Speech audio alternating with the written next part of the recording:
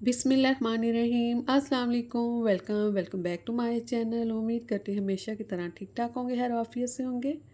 आज आपके साथ मैं शेयर करूँगी बहुत ही खूबसूरत सा स्लीव का डिज़ाइन और बहुत जल्दी हम ये डिज़ाइन रेडी करेंगे सिर्फ वीडियो में। वैसे इसे काफ़ी टाइम लगा है, तो वीडियो को लाइक शेयर और सब्सक्राइब ज़रूर कीजिएगा चैनल को। अब ये इस तरह से मैंने कैनवस पेपर ले लिया है।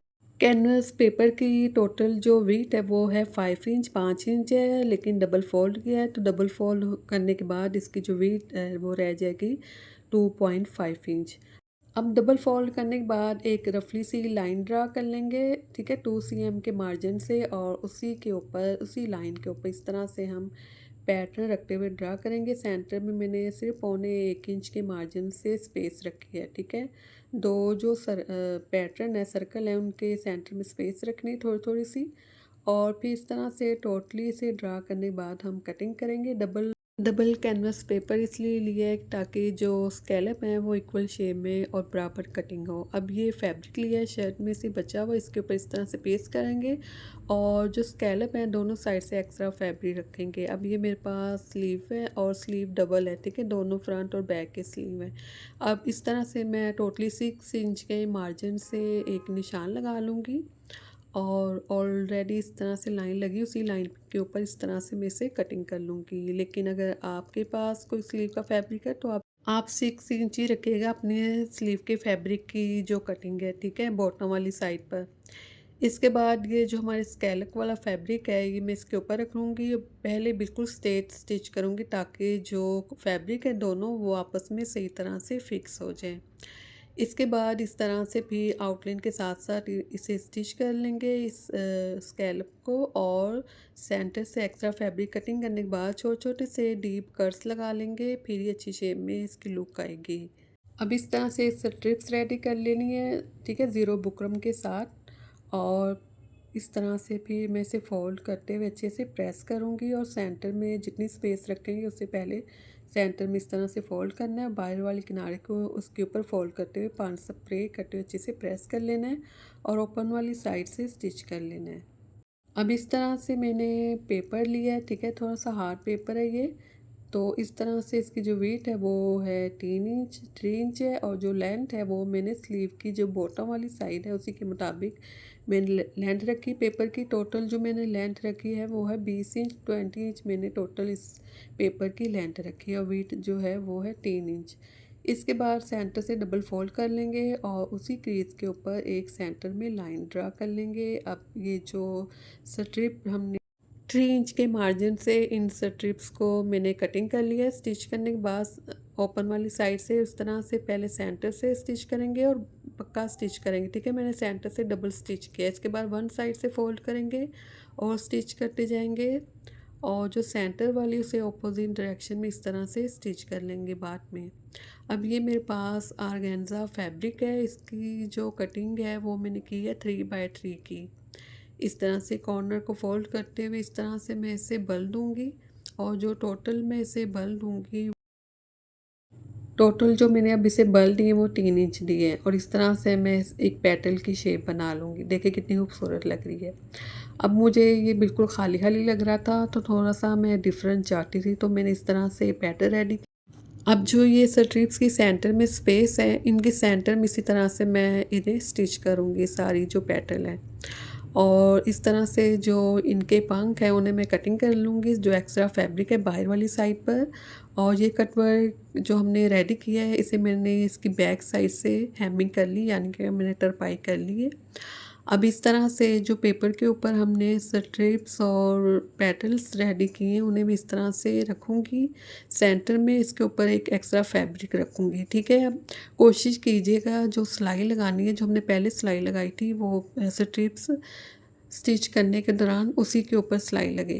अब ये स्लीव का दूसरा फैब्रिक है, और इसी दूसरी साइड से मैं स्टिच करूँगी ऊपर वाली साइड का जो फैब्रिक है, और इसके साथ भी मैं एक्स्ट्रा जो स्ट्रिप्स है वो रखते हुए फैब्रिक रखते हुए स्टिच करूँगी। इस तरह से फिर दोनों साइड से मैं हेमिंग कर लूँगी, ठीक है, तरपाई कर लेनी दोनों साइड से। फिर इस तरह से जो टॉप वाली साइड है उसके ऊपर इस तरह से मैं स्टिच करूँगी दोनों साइड से। तो इस तरह से स्टिच करने के बाद अब ये मैंने रैप में फैब्रिक कटिंग की है। इसकी टोटल जो वेट है 1.5 इंच है। इस तरह से अच्छे से इसे खींच लेना है।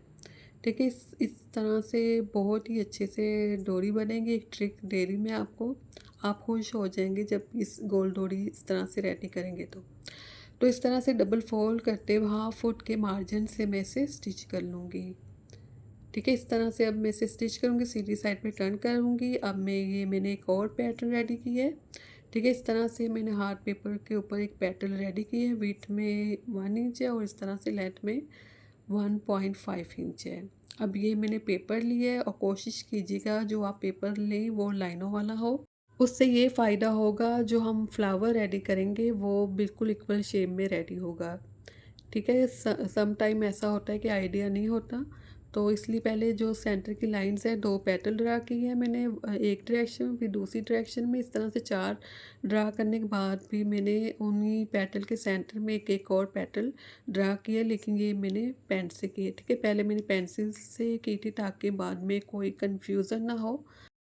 अब इस तरह से गोल डोरी को रेडी करने के बाद सीधी साइड पे टर्न करने के बाद से जो फ्लावर रेडी किए हैं उनके ऊपर स्टिच करना शुरू करेंगे।